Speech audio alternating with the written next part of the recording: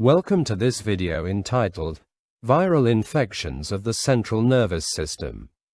Meningitis is the inflammation of the protective membranes around the brain and spinal cord. These membranes are called the meninges. In meningitis, brain function usually remains normal at first. Patients are often awake and aware, but they may experience fever, headache, neck stiffness, and sensitivity to light. It is a serious condition that needs fast medical attention. Encephalitis is different because the inflammation affects the brain tissue itself, also known as the brain parenchyma. This can directly disrupt brain activity. Patients may become confused, unusually sleepy, disoriented, or develop seizures. Some may also show weakness, speech problems, or changes in behavior. Encephalitis can progress quickly and may become life-threatening if untreated. Meningoencephalitis is a combination of both conditions. In this overlap syndrome, the meninges and the brain tissue are inflamed at the same time. Patients can show symptoms of meningitis, such as neck stiffness and fever, while also developing altered mental status or seizures from brain involvement. This mixed presentation often signals a more severe neurological illness. Encephalopathy is another important term, but it is not the same as encephalitis. Encephalopathy refers to a disturbance in brain function without direct inflammation of the brain tissue. The problem is usually caused by factors outside the brain itself. Common causes include toxins, infections elsewhere in the body, liver or kidney failure, low oxygen levels, or metabolic imbalances. Patients with encephalopathy may appear confused, drowsy, forgetful, or less responsive. However, unlike encephalitis, the brain is not being directly inflamed by infection or immune attack. The focus is often on identifying and correcting the underlying cause. Understanding these distinctions is essential in clinical medicine. Meningitis mainly affects the protective coverings of the brain. Encephalitis affects the brain tissue itself. Meningoencephalitis involves both structures together. Encephalopathy disrupts brain function without direct inflammation. Although the symptoms may overlap, each condition has different causes, treatments, and outcomes. Pathogens can reach the central nervous system through several different routes. Understanding these pathways helps explain why infections of the brain and meninges can develop so rapidly and become life-threatening. The most common route is called hematogenous spread. This means the infection travels through the bloodstream before reaching the brain or spinal cord. Many viruses use this pathway. Examples include Enteroviruses and Arboviruses, which are often transmitted by mosquitoes or ticks. Once these pathogens enter the blood, they can cross protective barriers and invade the central nervous system. Another important pathway is neural spread. In this process, viruses travel directly along nerves using a mechanism called retrograde axonal transport. Instead of moving through the blood, the pathogen climbs through nerve fibers toward the brain. Rabies is the classic example. After an animal bite, the virus enters nearby nerves and slowly travels upward until it reaches the brain.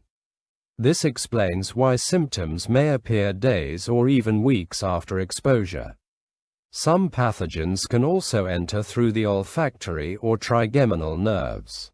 These nerves connect the brain to structures in the face and nasal cavity. Certain viruses use them as direct access routes into the central nervous system. Herpes Simplex Virus type 1 is a well-known example. The virus may reactivate and travel into the brain, especially the temporal lobes, causing severe inflammation known as encephalitis. Not all neurological damage is caused by direct infection. In some cases, the immune system itself becomes the problem. This is known as immune-mediated disease. After an infection, the immune response may mistakenly attack the brain or spinal cord. One important example is acute disseminated encephalomyelitis, or ADEM. In this condition, inflammation damages the myelin covering around nerve fibers, disrupting normal nerve signaling. These different routes of infection highlight how vulnerable the nervous system can be. Some pathogens travel through the blood. Others move silently along nerves. Some enter directly through the nose or face. And in certain cases, the body's own immune response causes the injury. Recognizing these mechanisms is essential in neurology and infectious disease medicine. It helps clinicians identify likely pathogens, understand symptom patterns, and choose the most effective treatment strategies. Viral meningitis is the most common form of meningitis worldwide. It happens when viruses infect the meninges, the protective layers surrounding the brain and spinal cord. Compared with bacterial meningitis, viral meningitis is usually less severe and has a much better outcome. The leading causes are non-polio enteroviruses. In fact, these viruses account for nearly 80 to 90% of identifiable cases. They spread easily through close contact, contaminated surfaces, and poor hand hygiene. Outbreaks are especially common in children and during warmer months. Several other viruses can also cause meningitis. Herpes Simplex Virus type 2 is one important example. It is more commonly linked to recurrent meningitis episodes. Varicella-Zoster Virus, the same virus responsible for chickenpox and shingles, can also inflame the meninges, especially in older adults or immunocompromised patients. HIV may present with viral meningitis during the early stages of infection. Arboviruses are another important group. These viruses are spread by mosquitoes or ticks and include infections such as West Nile virus. In some regions, arboviral infections increase during rainy seasons or warmer climates. The symptoms of viral meningitis often develop over several hours or days. Fever is one of the most common signs. Patients also complain of severe headache and neck stiffness. Bright light may become uncomfortable, a symptom known as photophobia. Nausea and vomiting are also frequent. Despite these symptoms, most patients remain awake and mentally alert. This helps distinguish viral meningitis from more severe brain infections like encephalitis, where confusion and seizures are more common. Diagnosis usually involves a lumbar puncture, also called a spinal tap. This allows doctors to analyze cerebrospinal fluid and look for signs of viral infection. Additional tests may help identify the exact virus involved. The good news is that viral meningitis is usually self-limiting. In many cases, the immune system clears the infection without specific antiviral treatment.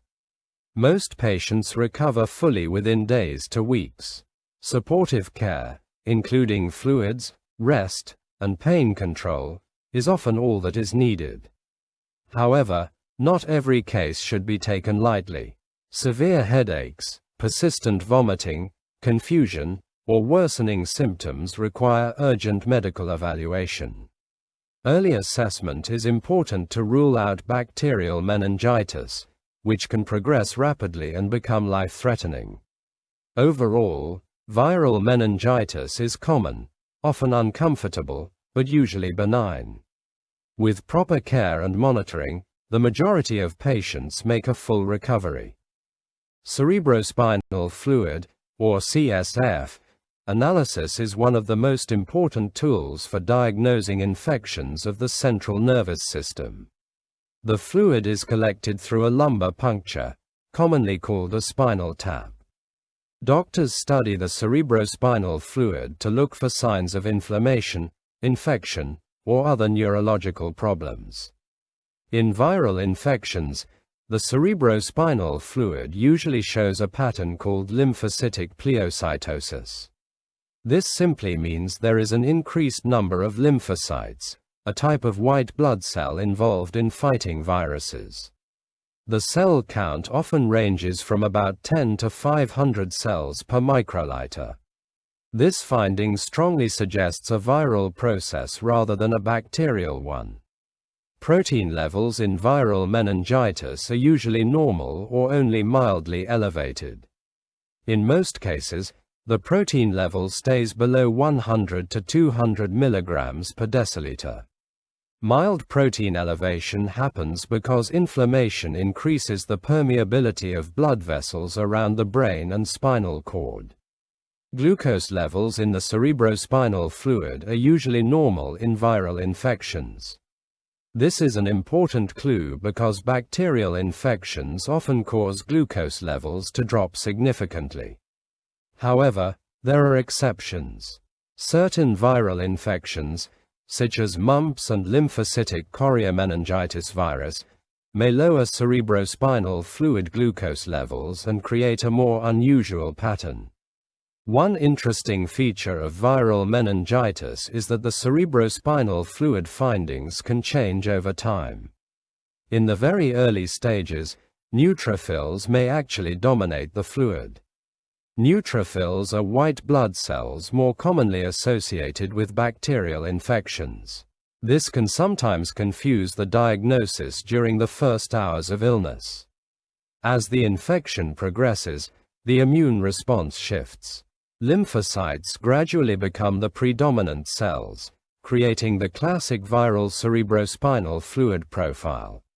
This transition is an important reminder that timing matters when interpreting laboratory results.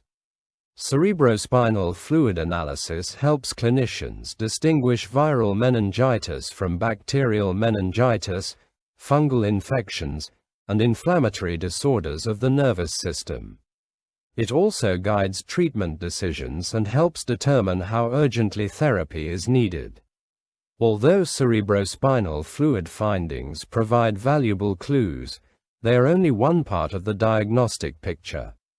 Doctors also consider symptoms, imaging studies, viral testing, and the patient's overall clinical condition. Understanding the typical viral cerebrospinal fluid pattern makes it easier to recognize these infections early. It also highlights how the immune system responds dynamically as the disease evolves over time. Neuroimaging plays a major role in diagnosing viral infections of the brain. When encephalitis is suspected, magnetic resonance imaging, or MRI, is usually preferred over a CT scan. MRI is far more sensitive and can detect subtle inflammation in brain tissue much earlier. CT scans are still useful in emergencies, especially to rule out bleeding or major swelling. However, early viral encephalitis may appear completely normal on CT imaging. That is why MRI is considered the gold standard in many cases. Different viruses often affect different parts of the brain. This creates recognizable imaging patterns that can help narrow the diagnosis. One of the most classic examples is Herpes Simplex Virus encephalitis. In HSV encephalitis, MRI often shows high signal intensity on T2 and FLAIR sequences. These abnormalities are commonly seen in the medial temporal lobes and inferior frontal lobes. These regions are involved in memory, behavior, and emotion, which explains why patients may develop confusion, personality changes, or seizures. Flaviviruses can produce a very different imaging pattern. This group includes infections such as West Nile virus and Japanese encephalitis. MRI findings often involve deep brain structures like the thalamus, basal ganglia, and brainstem. Damage in these areas may lead to movement disorders, tremors, weakness, or altered consciousness. Electroencephalography, or EEG, is another important diagnostic tool. Electroencephalography measures the brain's electrical activity and helps detect abnormal brain function. In viral encephalitis, diffuse slowing is one of the most common findings. This reflects widespread disruption of normal brain activity. Some electroencephalography patterns are especially suggestive of certain infections. In Herpes Simplex Virus encephalitis, doctors may see periodic lateralizing epileptiform discharges, often called PLEDs. These repetitive electrical abnormalities strongly raise suspicion for HSV involvement, particularly when combined with temporal lobe changes on MRI. Electroencephalography is also valuable for detecting seizures that may not be visible clinically. Some patients experience non-convulsive seizures, where brain activity is abnormal even though obvious shaking is absent. Continuous electroencephalography monitoring can be life-saving in critically ill patients. Together, MRI and electroencephalography provide complementary information. MRI reveals structural inflammation and tissue injury, while V shows how the brain is functioning electrically. When combined with clinical findings and cerebrospinal fluid analysis, these tools greatly improve the accuracy and speed of diagnosis. Early recognition is critical because some viral encephalitides, especially HSV encephalitis, require urgent antiviral treatment to reduce brain damage and improve survival. Enteroviruses and parchoviruses are among the most important causes of viral infections affecting the nervous system. In fact, enteroviruses account for the majority of viral meningitis cases worldwide, especially in children and young adults. These viruses spread mainly through the fecal-oral route. That means infection often occurs through contaminated hands, food, water, or surfaces. Because of this, outbreaks are more common in crowded environments such as schools and daycare centers. Cases usually peak during summer and early fall. This seasonal pattern is so consistent that doctors often become more suspicious of enteroviral infections during warmer months. Many infections are mild, but some can affect the brain, meninges, heart, or muscles. One particularly important strain is Enterovirus 71, also known as EV71. This virus is commonly linked to hand, foot, and mouth disease, a condition that causes fever and painful sores in the mouth, hands, and feet. Most cases are mild, especially in children. However, EV71 can sometimes become much more dangerous. In severe infections, the virus may spread to the brainstem and cause rhombencephalitis. This is inflammation involving structures in the hindbrain that control breathing, heart rate, and other vital functions. Some patients may also develop pulmonary edema, where fluid suddenly accumulates in the lungs. This complication can progress rapidly and become life-threatening, especially in young children. Parchoviruses are another important group of viruses, particularly in newborns and infants. These infections may initially resemble bacterial sepsis. Babies can present with fever, irritability, poor feeding, lethargy, or unstable vital signs. Because the symptoms are nonspecific, diagnosis can be challenging. One major concern with parchovirus infection is injury to the brain's white matter. White matter contains nerve fibers responsible for communication between different brain regions. Damage in these areas may lead to developmental or neurological complications later in life. MRI studies in affected neonates sometimes reveal diffuse white matter abnormalities, even when early symptoms appear subtle. This highlights how serious viral infections can be in very young patients. Diagnosis of enterovirus and parchovirus infections often relies on PCR testing of cerebrospinal fluid, throat swabs, or stool samples. These tests can rapidly identify viral genetic material and improve diagnostic accuracy. Most enteroviral infections are self-limiting and resolve with supportive care. Treatment mainly focuses on hydration, fever control, and monitoring for complications. Severe neurological disease, however, may require intensive care support. These viruses remind us that common childhood infections can occasionally produce serious neurological illness. Early recognition and careful monitoring are especially important in infants and young children. Herpes Simplex Virus Encephalitis, often called HSV encephalitis, is one of the most serious viral infections of the brain. It is considered the most common cause of sporadic, fatal encephalitis in developed countries. Without rapid treatment, it can lead to severe brain damage or death.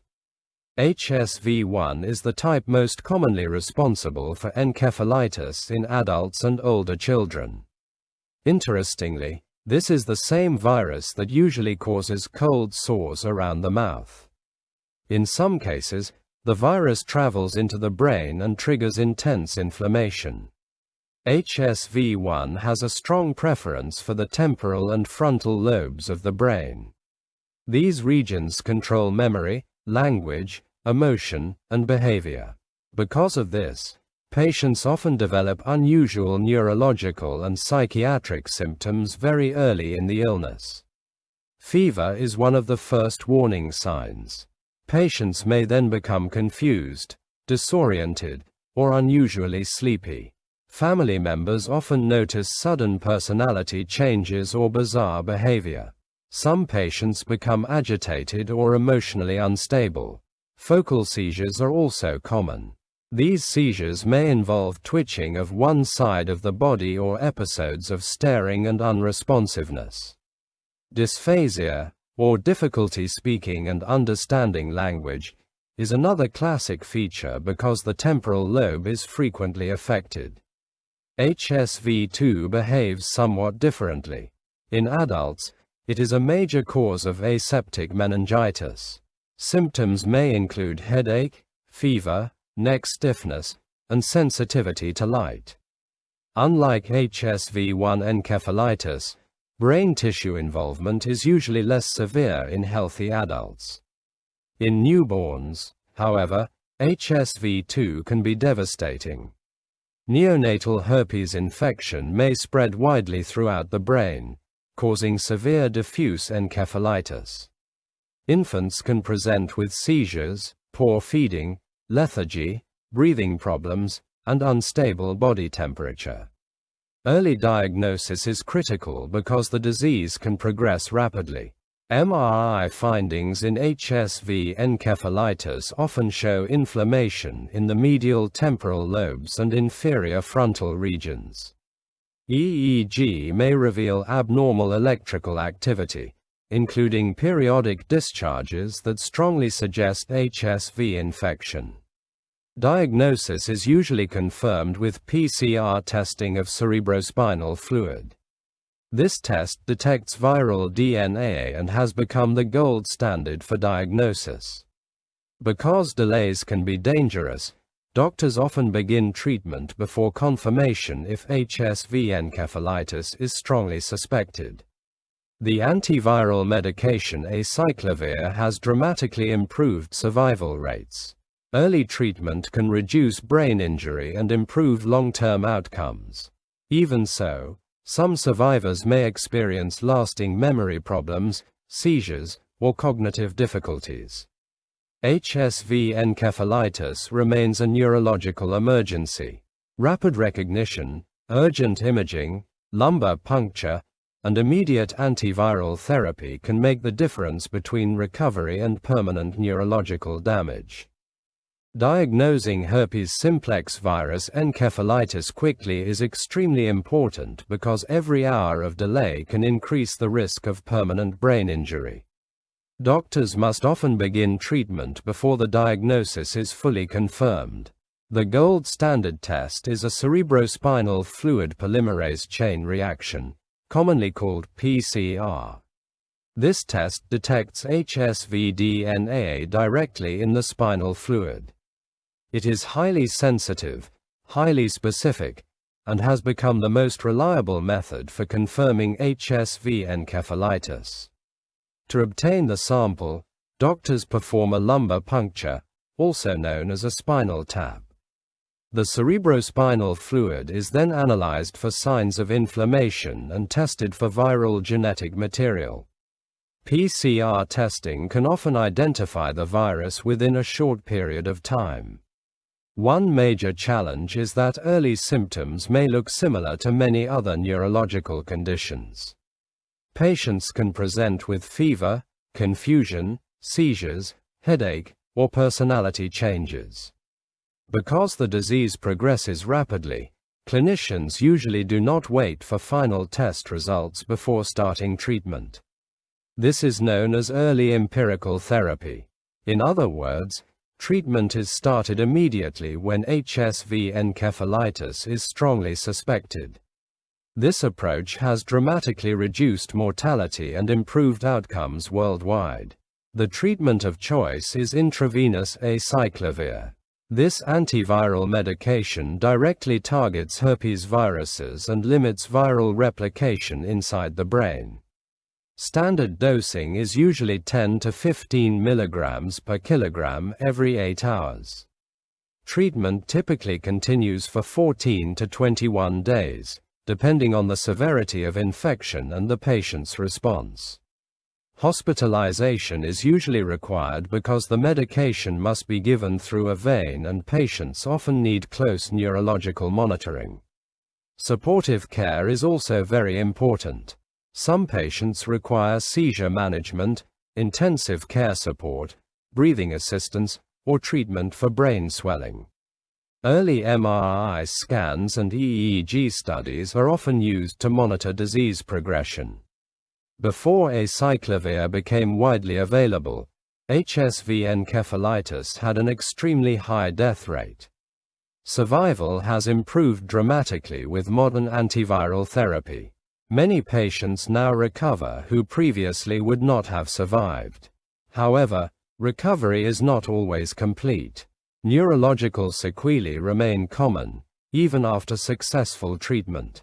Some patients experience long-term memory problems, difficulty concentrating, speech impairment, personality changes, or epilepsy. The temporal lobes, which are commonly affected in HSV encephalitis, play a major role in memory and language. Damage in these areas can leave lasting cognitive and emotional effects. This is why early recognition matters so much. Rapid diagnosis, prompt antiviral treatment, and aggressive supportive care can significantly improve survival and reduce long-term disability. HSV encephalitis remains a true neurological emergency where fast action can save both life and brain function. West Nile virus, often called WNV, is one of the most important mosquito-borne viral infections affecting the nervous system. It is currently the leading cause of epidemic arboviral encephalitis in the United States. The virus is mainly spread through mosquito bites. Mosquitoes become infected after feeding on birds that carry the virus. Birds act as the natural reservoir host, helping maintain the virus in the environment. Humans are considered accidental hosts because the virus does not usually spread from person to person through casual contact. Most people infected with West Nile virus never develop symptoms.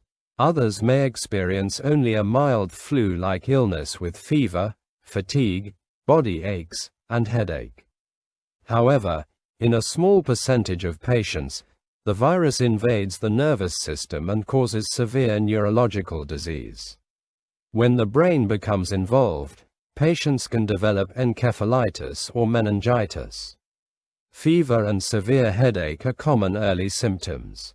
As the infection progresses, neurological signs may begin to appear. One striking feature of West Nile neuroinvasive disease is the presence of movement abnormalities. Patients may develop tremors, muscle jerking known as myoclonus, or symptoms resembling Parkinson's disease. This condition, called Parkinsonism, can include slowed movement, muscle rigidity, masked facial expression, and difficulty walking. These symptoms occur because the virus often affects deep brain structures involved in motor control. MRI findings may sometimes show abnormalities in the basal ganglia, thalamus, or brainstem. A particularly distinctive complication of West Nile virus is acute flaccid paralysis. This happens when the virus attacks the anterior horn cells of the spinal cord, the same motor neurons involved in diseases like poliomyelitis. Patients may suddenly develop weakness in one or more limbs. The weakness is typically floppy rather than stiff, and reflexes may disappear. In severe cases, breathing muscles can become involved, requiring ventilatory support. Unlike stroke, the weakness may occur without sensory loss. This pattern can help clinicians recognize the condition early. Electromyography and spinal imaging may provide additional clues.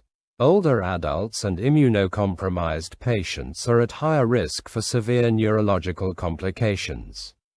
Unfortunately, there is currently no specific antiviral treatment for West Nile virus. Management is mainly supportive and may include intensive care, seizure control, respiratory support, and rehabilitation therapy. Prevention remains extremely important. Reducing mosquito exposure is the best defense. Protective clothing, insect repellent, and eliminating standing water can significantly reduce infection risk. West Nile virus highlights how a simple mosquito bite can sometimes lead to serious neurological disease. Early recognition of tremors, paralysis, or altered mental status can be life-saving. Arboviruses are viruses spread mainly by mosquitoes and ticks. Although many infections are mild, some can invade the brain and cause serious neurological disease. Several arboviruses are especially important because of their impact on children, adults, and global public health. La Crosse virus is one of the leading causes of pediatric arboviral encephalitis in the United States. It mainly affects children living in wooded or rural areas where mosquito exposure is common. Symptoms often begin with fever, headache, nausea, and fatigue. In more severe cases, the virus can cause seizures, confusion, and altered consciousness. Children are more vulnerable to neurological complications than adults. Most patients recover, but some may develop long-term cognitive or seizure-related problems. Eastern equine encephalitis, often called EEE, is much rarer but far more dangerous. It has one of the highest mortality rates among arboviral infections, reaching nearly 30% in severe cases. Survivors often experience major neurological disability. Patients with Eastern equine encephalitis may develop high fever, severe headache, confusion, seizures, and coma. The disease can progress rapidly over just a few days. Even with intensive medical care, many survivors are left with lasting brain injury, speech difficulties, or motor impairment. Japanese encephalitis is the most common cause of viral encephalitis worldwide. It is especially common in parts of Asia and the Western Pacific region. The virus is transmitted by mosquitoes, particularly in rural farming areas near rice fields and standing water. Most infected people never develop symptoms. However, when the virus reaches the brain, it can cause severe encephalitis with seizures, paralysis, and altered mental status. Children are particularly at risk for severe disease. One of the most important facts about Japanese encephalitis is that it is vaccine preventable. Vaccination programs in endemic regions have significantly reduced infection rates and saved countless lives. Travelers to high-risk areas may also require vaccination. Zika virus gained worldwide attention because of its link to congenital abnormalities. Infection during pregnancy can interfere with fetal brain development and cause congenital microcephaly, a condition where babies are born with unusually small heads and impaired brain growth. Zika infection has also been associated with Guillain-Barré syndrome in adults. This is a neurological disorder in which the immune system attacks peripheral nerves, leading to weakness and sometimes paralysis. These arboviruses demonstrate how mosquito-borne infections can affect both the brain and nervous system in very different ways. Some mainly affect children. Others cause devastating outbreaks with high mortality. Some can even disrupt fetal development before birth. Prevention remains one of the strongest defenses. Mosquito control, protective clothing, insect repellents, and vaccination programs continue to play a critical role in reducing the global burden of arboviral disease. Rabies is one of the deadliest viral infections known in medicine. It is caused by the rabies virus, which attacks the nervous system and almost always becomes fatal once symptoms appear. The virus is usually transmitted through the bite of an infected animal. Common carriers include bats, dogs, skunks, raccoons, and other wild mammals. The virus is present in saliva and enters the body through broken skin. After the bite, the virus often remains hidden for days or even months. During this incubation period, the patient may feel completely normal, but the virus is slowly moving through the body in a very specific way. Unlike many viruses that spread through the bloodstream, rabies travels along peripheral nerves. It ascends nerve fibers step by step until it reaches the spinal cord and brain. This process explains why bites closer to the head or neck can lead to faster disease progression. Once the virus enters the central nervous system, symptoms begin rapidly and become progressively severe. Early signs may look nonspecific at first. Patients often develop fever, fatigue, headache, or tingling near the bite site. As the infection advances, two major clinical forms can appear. The first is furious rabies, which is the classic and most recognized form. Patients become extremely agitated, anxious, and confused. Muscle spasms may occur, especially when trying to swallow liquids. This leads to one of the most famous symptoms of rabies: hydrophobia, or fear of water. Even the sight or sound of water can trigger painful throat spasms and intense panic. Patients may also experience hallucinations, aggression, and episodes of extreme hyperactivity. The second form is paralytic rabies. Instead of agitation, patients develop progressive weakness and ascending flaccid paralysis. The paralysis often begins in the limbs and gradually spreads upward, eventually affecting breathing muscles. Because paralytic rabies resembles conditions like Guillain-Barré syndrome, diagnosis can sometimes be delayed. Both forms, however, usually progress to coma and death once the brain is extensively involved. One classic pathological finding in rabies is the presence of Negri bodies. These are abnormal viral inclusions found inside infected neurons. They are considered a hallmark of rabies infection on microscopic examination. Modern diagnosis may also involve PCR testing, saliva samples, skin biopsies, or antibody detection. However, prevention remains far more important than treatment. Rabies is almost universally fatal once symptoms develop, but it is also highly preventable. Immediate wound cleaning, post-exposure vaccination, and rabies immunoglobulin can stop the virus before it reaches the nervous system. This is why every animal bite should be taken seriously, especially if the animal's vaccination status is unknown or the exposure involves wildlife. Some viral infections do not cause immediate illness. Instead, they remain hidden in the body for years before slowly damaging the nervous system. These are known as subacute or chronic viral infections, and they can lead to progressive neurological decline over time.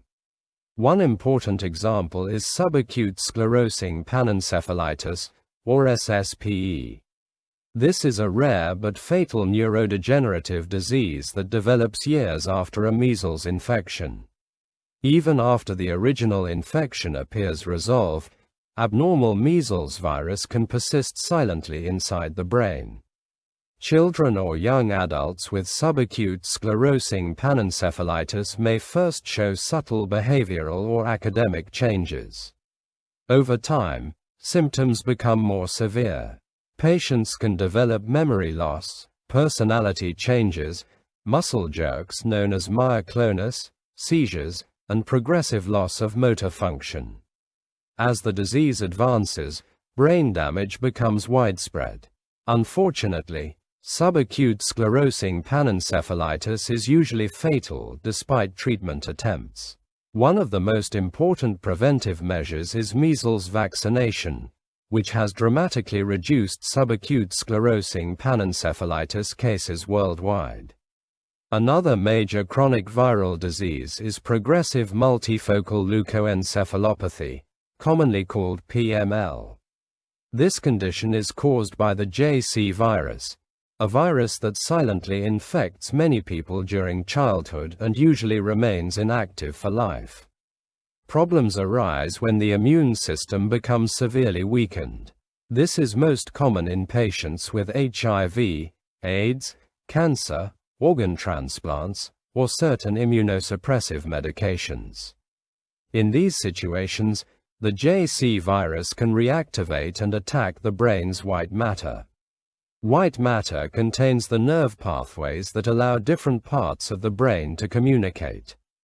Damage in these areas can lead to weakness, speech problems, vision loss, coordination difficulties, and cognitive decline.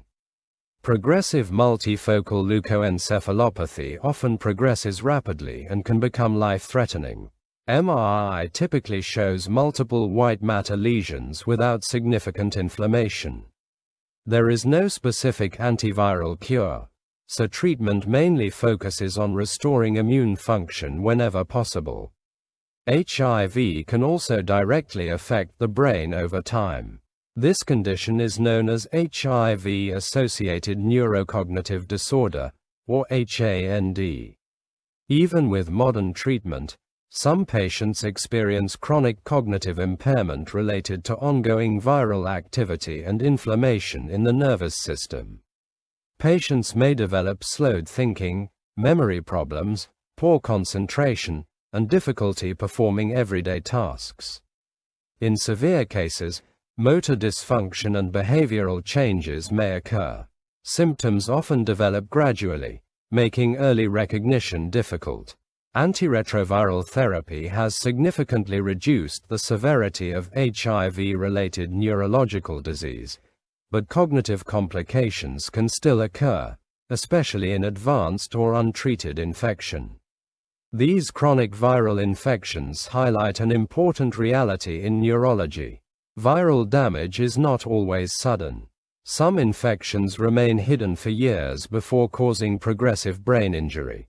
Early prevention, vaccination, immune system protection, and timely treatment remain critical in reducing long-term neurological complications. Post-infectious neurological syndromes occur when the immune system continues reacting even after an infection has started to resolve. Instead of attacking the virus alone, the immune response mistakenly targets the nervous system itself. One of the most important examples is acute disseminated encephalomyelitis, commonly called ADEM. This is an immune-mediated disorder that causes inflammation and demyelination in the brain and spinal cord. Demyelination means damage to myelin, the protective covering that surrounds nerve fibers and helps electrical signals travel efficiently. Acute disseminated encephalomyelitis often develops days to weeks after a viral infection. Common triggers include measles, varicella, influenza, and other viral illnesses. In some cases, it may also occur after vaccination, although this is very rare. The key idea is that the neurological symptoms do not come directly from the virus invading the brain. Instead, the immune system becomes overactive and accidentally attacks healthy nervous tissue. Symptoms usually appear suddenly and can progress quickly. Patients may develop fever, headache, confusion, drowsiness, or changes in behavior. Weakness, difficulty walking, vision problems, and seizures may also occur depending on which areas of the brain or spinal cord are affected. Children are affected more commonly than adults, but acute disseminated encephalomyelitis can occur at any age. Many patients present with widespread neurological symptoms involving multiple parts of the nervous system at the same time. MRI is one of the most important diagnostic tools. Brain imaging typically shows asymmetrical, multifocal white matter lesions scattered throughout the central nervous system. These lesions reflect areas where myelin has been damaged by inflammation. The MRI appearance can sometimes resemble multiple sclerosis, but acute disseminated encephalomyelitis usually has a more sudden onset and often follows a recent infection. In many cases, acute disseminated encephalomyelitis is monophasic, meaning it occurs as a single episode rather than a lifelong relapsing disease. Treatment focuses on calming the immune system and reducing inflammation as quickly as possible. High-dose corticosteroids are usually the first-line therapy. These medications help suppress the abnormal immune response and limit further damage. If symptoms remain severe or steroids are not effective, doctors may use plasma exchange or intravenous immunoglobulin, also called IVIG. Plasma exchange removes harmful immune factors from the blood, while intravenous immunoglobulin helps regulate immune activity. Most patients improve significantly with treatment, especially when therapy is started early.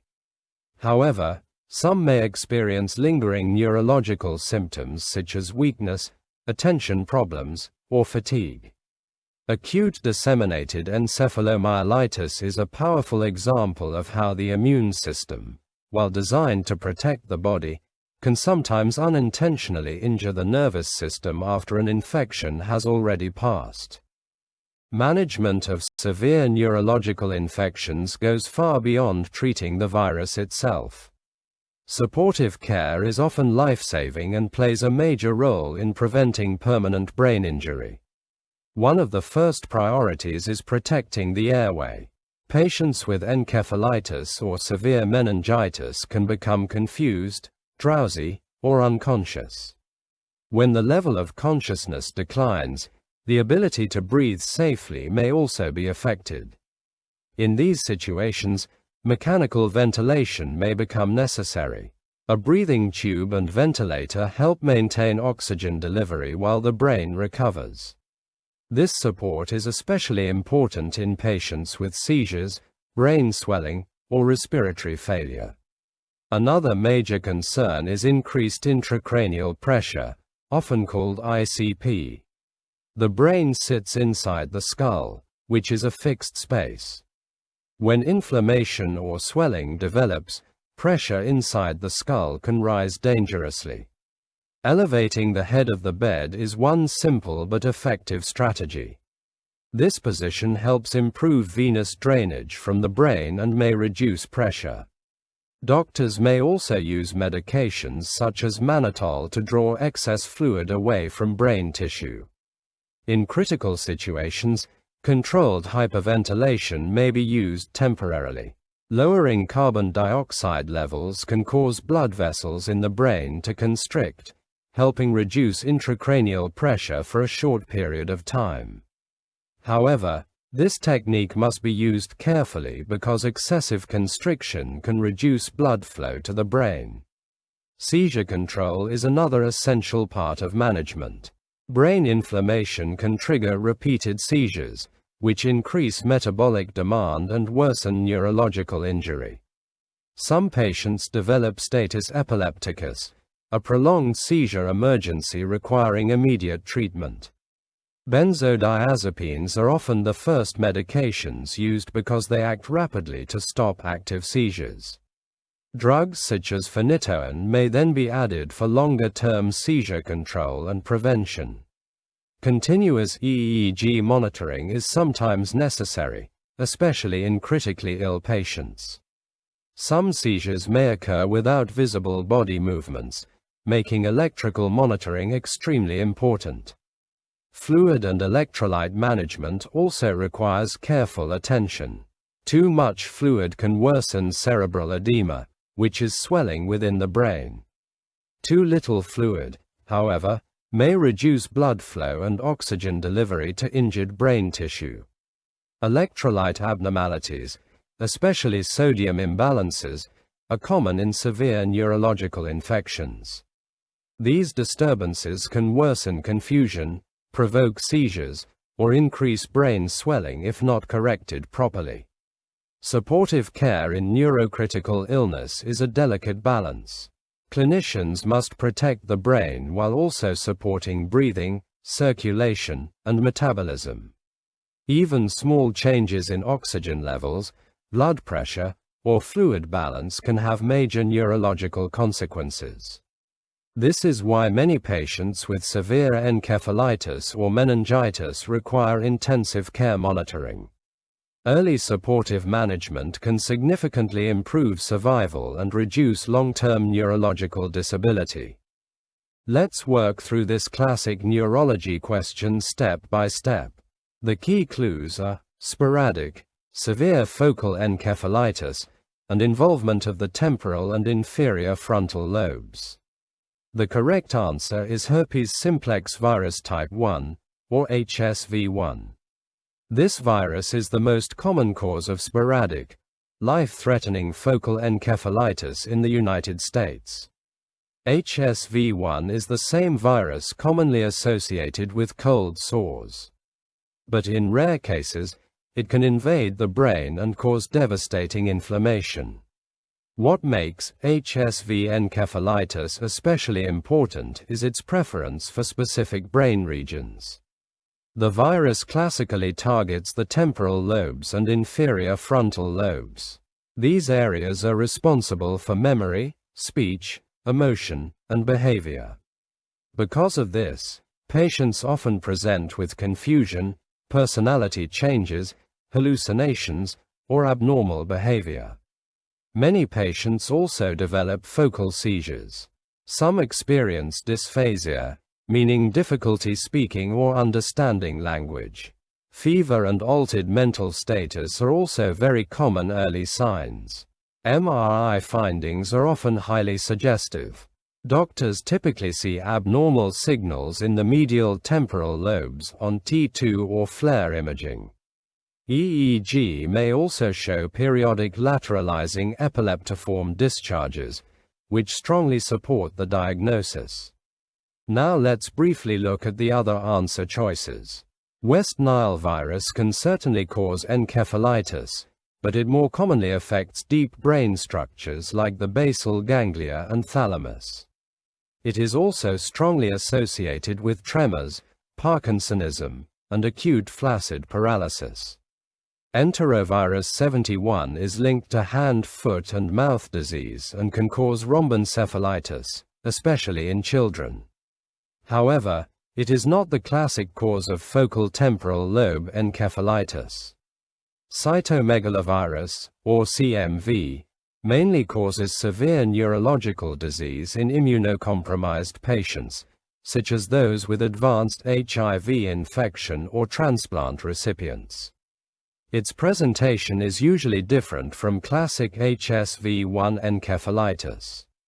This question highlights a major board-style teaching point in neurology. Temporal lobe encephalitis should always raise immediate suspicion for HSV1 until proven otherwise. That is why doctors often start intravenous acyclovir immediately, even before laboratory confirmation. Early treatment can dramatically reduce mortality and improve neurological outcomes. So whenever you hear severe focal encephalitis involving the temporal and inferior frontal lobes, think HSV1 first.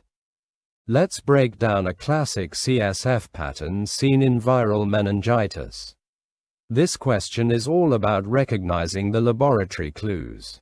The correct answer is B. Lymphocytic pleocytosis, normal glucose, and mildly elevated protein.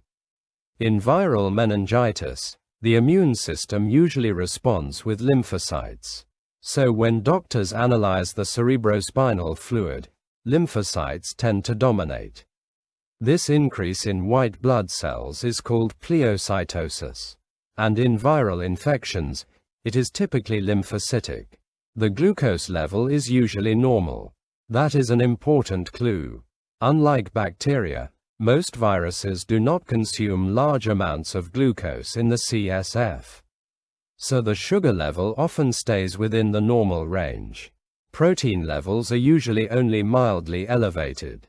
That happens because inflammation increases the permeability of the blood-brain barrier.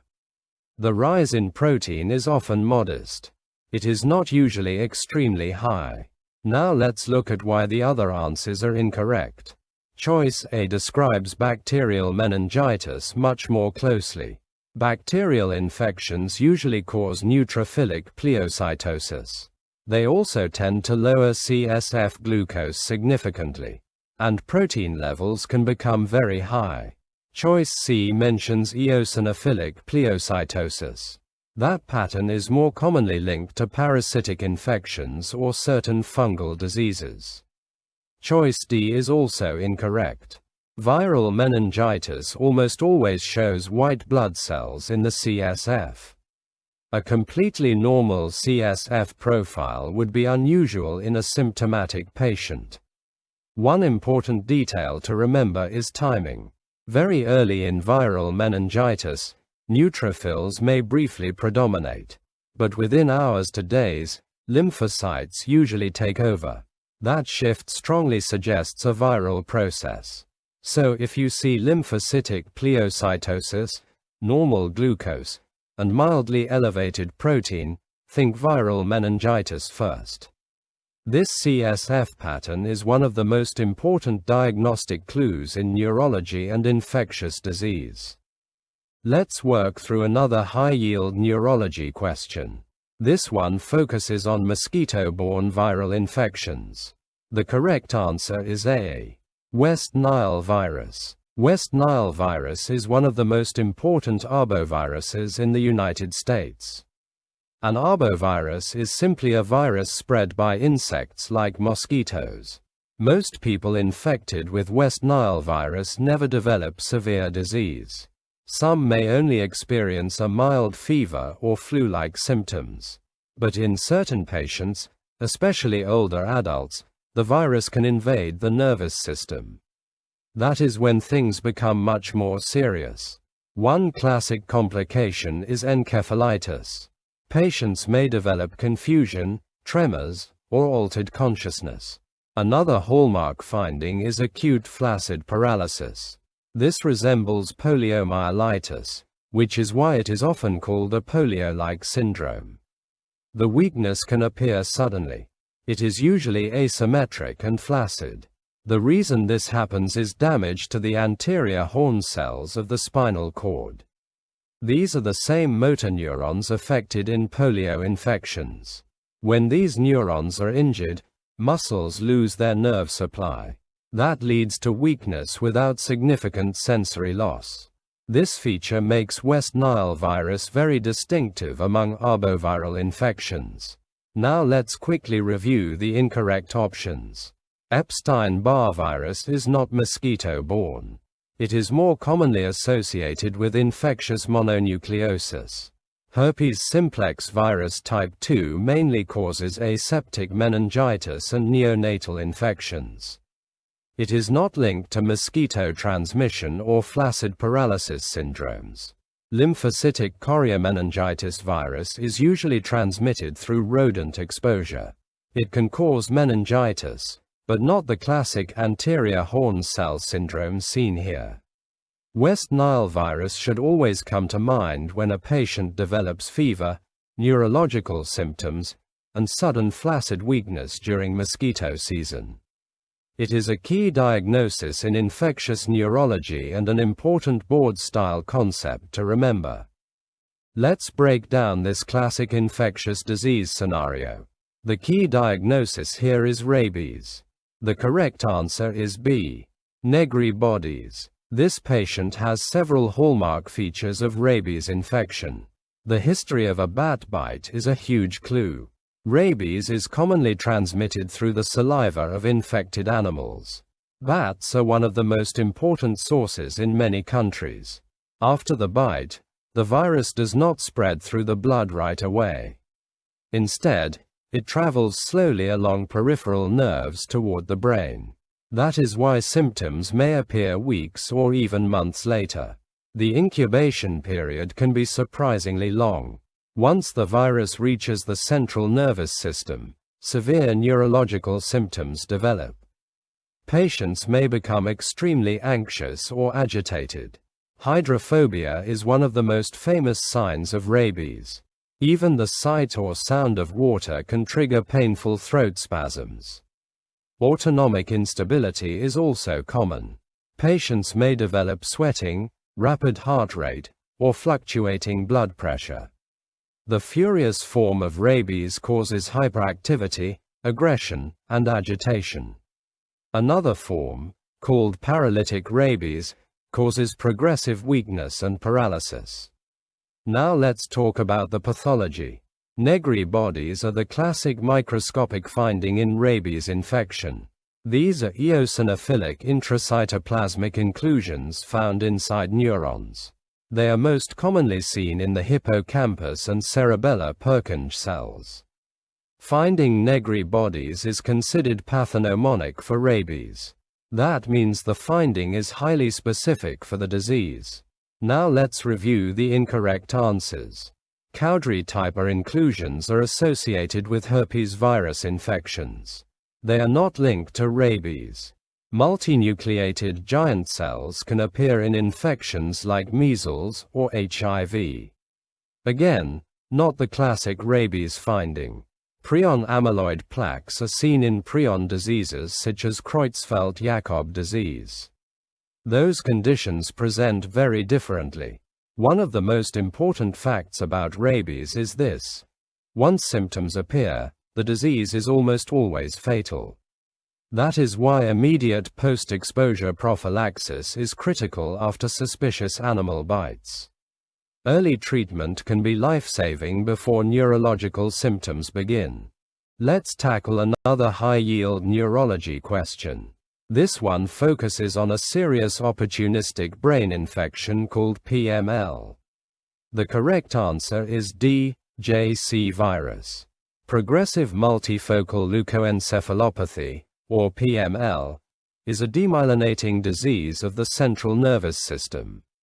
It almost always occurs in immunocompromised patients. The condition is caused by reactivation of the JC virus. This virus is actually very common in the general population. Most people are exposed during childhood. In healthy individuals, the virus usually stays dormant for life. Problems begin when the immune system becomes severely weakened. This can happen in advanced HIV infection, cancer, organ transplantation, or immunosuppressive therapy. When immunity drops, the JC virus can reactivate and attack the brain. Specifically, it targets oligodendrocytes. These are the cells responsible for producing myelin in the central nervous system. As myelin is destroyed, neurological deficits begin to appear. Patients often develop cognitive dysfunction. Memory, concentration, and thinking may gradually worsen. Visual symptoms are also common. Patients may complain of blurred vision or visual field loss. Another classic feature is hemiparesis. That means weakness affecting one side of the body. The disease is called multifocal because multiple brain regions are involved. And it is called leukoencephalopathy because white matter is damaged. MRI typically shows multiple asymmetric white matter lesions. These lesions usually do not enhance strongly with contrast. Now let's review the incorrect options. Cytomegalovirus can cause encephalitis in immunocompromised patients. But it is not the classic cause of progressive multifocal leukoencephalopathy. Human herpes virus, the 6th of May, affect the nervous system occasionally. Still, it is not linked to this demyelinating disorder. Measles virus is associated with subacute sclerosing panencephalitis, or SSPE. That is a completely different chronic neurological disease. JC virus remains the defining cause of progressive multifocal leukoencephalopathy. It is one of the most important viral causes of demyelination in immunocompromised patients. Unfortunately, progressive multifocal leukoencephalopathy can progress rapidly without immune recovery. Improving immune function is the cornerstone of treatment and management. Let's go over one of the most important facts about viral meningitis. This is a classic exam question and a major clinical concept. The correct answer is A. Non-polio enteroviruses. These viruses are responsible for about 80 to 90% of identifiable viral meningitis cases. That makes them the leading cause by far. Enteroviruses are extremely common worldwide. They spread mainly through the fecal-oral route. Transmission often occurs through contaminated hands, surfaces, food, or water. That is why outbreaks are common in schools and daycare settings. These infections tend to peak during summer and early fall. Seasonality is a very important clue in diagnosis. Many enterovirus infections are mild.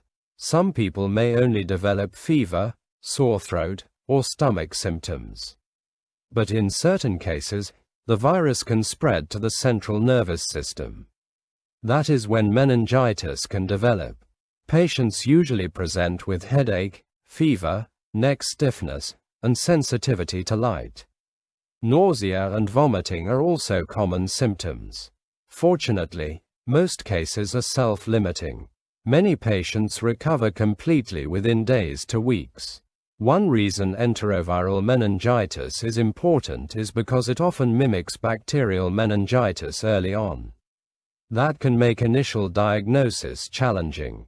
Cerebrospinal fluid analysis usually helps differentiate the two.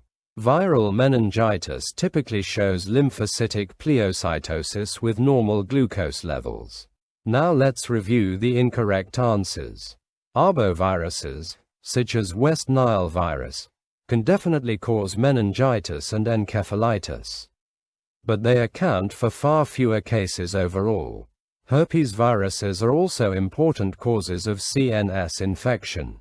HSV2, in particular, is linked to aseptic meningitis. However, herpes viruses are not the leading cause globally. Paramyxoviruses include viruses like mumps and measles.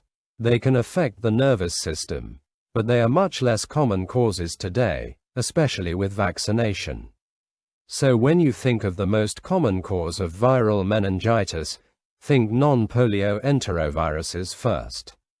They are the classic and most frequently tested answer. Let's work through another classic neurology case. This question tests a devastating long-term complication of measles infection. The correct answer is B. Subacute sclerosing panencephalitis, also called SSPE. Subacute sclerosing panencephalitis is a rare but fatal neurodegenerative disease. It develops years after an initial measles infection. The key clue in this case is the history of severe measles during infancy. That early infection dramatically increases the risk. At first, symptoms can be subtle. A child may develop declining school performance or personality changes. Over time, the neurological symptoms become more obvious. Behavioral problems and cognitive decline begin to progress. One hallmark feature is myoclonus. These are sudden, involuntary muscle jerks that can become frequent and severe. As the disease advances, patients may develop seizures, vision problems, and loss of motor function. Eventually, severe neurological deterioration occurs. Subacute sclerosing panencephalitis happens because mutated measles virus particles remain hidden inside the brain for years. The virus slowly triggers widespread inflammation and neuronal damage. This process mainly affects the gray and white matter of the brain. That is why the condition becomes progressively destructive. EEG findings in subacute sclerosing panencephalitis are often very characteristic. Doctors may see periodic high-voltage discharges that correlate with myoclonic jerks. Unfortunately, the prognosis is very poor. Most cases continue to worsen despite treatment attempts. Now let's review the incorrect options. Acute disseminated encephalomyelitis, or ADEM, usually occurs shortly after infections or vaccinations. It is more acute and inflammatory, not slowly progressive over years. Progressive multifocal leukoencephalopathy is caused by JC virus in immunocompromised patients. It is not associated with prior measles infection. Herpes simplex encephalitis usually presents acutely with fever, seizures, and temporal lobe dysfunction. It does not cause this delayed progressive syndrome. Subacute sclerosing panencephalitis is one of the most serious complications of measles infection. And importantly, it is largely preventable through vaccination. This condition highlights why measles is far more dangerous than just a childhood rash illness. Here's a classic clinical clue for herpes simplex encephalitis. The patient has fever, headache, and focal seizures. Then the MRI shows temporal lobe edema and hemorrhage. That pattern should immediately raise suspicion for HSV-1 encephalitis. HSV-1 has a strong preference for the temporal and inferior frontal lobes. It is actually the most common cause of sporadic fatal encephalitis in adults. Patients may also develop confusion and personality changes. Some become agitated or develop memory problems very quickly. Focal seizures are especially important in this condition. They often point toward localized brain inflammation. Now here's the key management principle. Do not wait for PCR confirmation before starting treatment.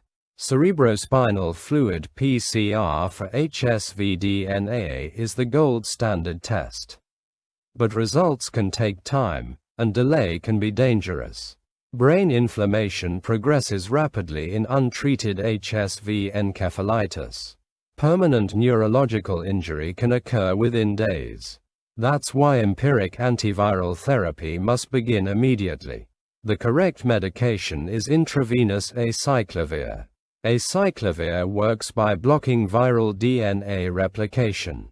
It significantly reduces both mortality and long-term complications. The standard treatment course usually lasts 14 to 21 days. Early treatment dramatically improves survival rates. Now let's look at the answer choices. Intravenous ceftriaxone is commonly used for bacterial meningitis. It is important in some emergency settings. But it does not treat herpes simplex virus infection. Ganciclovir is mainly used for cytomegalovirus infections. It is not first-line therapy for HSV encephalitis. Corticosteroids may sometimes reduce inflammation. But they are not the primary life-saving treatment here. So the best immediate therapy is intravenous acyclovir. That makes option C the correct answer. This is a high-yield emergency medicine concept. Temporal lobe hemorrhage plus seizures should always trigger concern for HSV encephalitis. And remember this key takeaway for exams and real life. If HSV encephalitis is suspected, start acyclovir immediately. This question focuses on an important pediatric arbovirus in the United States. The key clues are children, mosquito transmission, and encephalitis symptoms. The correct answer is La Crosse virus. It is one of the most common causes of pediatric arboviral encephalitis in the U.S. La Crosse virus is found mainly in the Midwest and eastern regions. Cases are especially common during the warmer summer months. The virus is transmitted by the Aedes triseriatus mosquito. This mosquito is also known as the tree hole mosquito. It breeds in water-filled tree holes and wooded environments. That means children playing outdoors are often at higher risk. Most infections are actually mild or asymptomatic, but severe disease can develop when the virus reaches the brain. Patients may present with fever and severe headache. Nausea, vomiting, and confusion can also appear quickly. Some children develop seizures or altered mental status. That presentation can look very similar to herpes simplex encephalitis. This overlap can make diagnosis challenging at first. Both conditions may present with focal neurological symptoms and seizures. Doctors often use cerebrospinal fluid studies and imaging for evaluation. Specific antibody testing can help confirm La Crosse virus infection. Unlike herpes simplex encephalitis, there is no specific antiviral treatment. Management is mainly supportive care. That includes seizure control and careful monitoring in severe cases. Most children recover, but neurological complications can sometimes persist. Now let's quickly review the other options. Japanese encephalitis virus is more common in Asia, not the United States.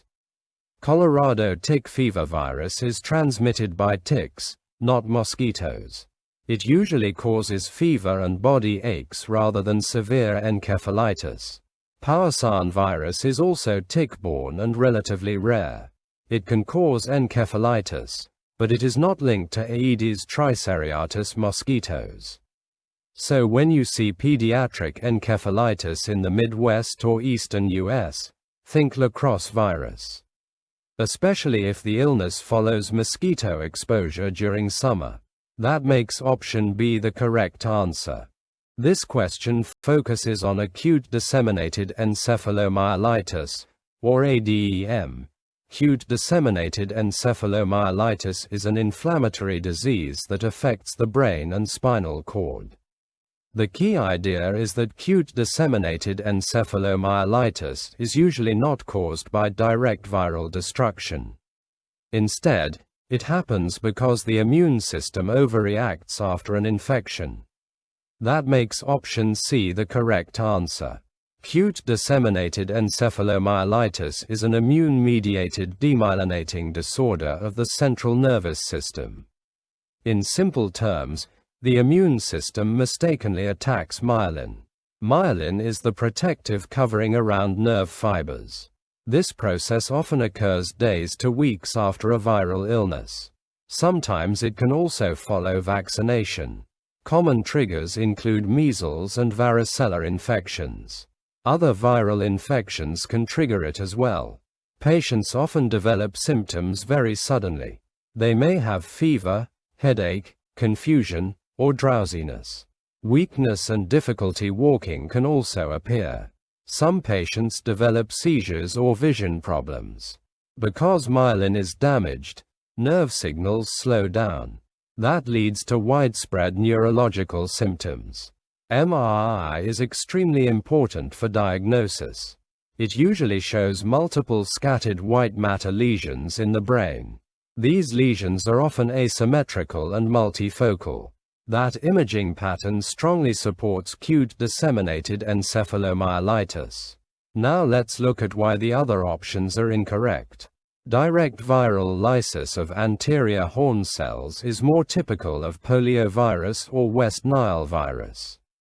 Retrograde transport along nerves describes rabies pathogenesis. Rabies travels through peripheral nerves toward the brain. Chronic viral replication in oligodendrocytes is seen in progressive multifocal leukoencephalopathy, or PML. That condition is caused by JC virus in immunocompromised patients. Acute disseminated encephalomyelitis is different because the damage is mainly autoimmune. The immune response becomes misdirected after infection. Treatment focuses on calming the immune system quickly. High-dose corticosteroids are usually first-line therapy. If symptoms are severe, plasma exchange or intravenous immunoglobulin may be used. Many patients improve significantly with early treatment. So the major takeaway is this. Acute disseminated encephalomyelitis is an immune-mediated demyelinating condition that often appears after a viral infection. That is why option C is the correct answer.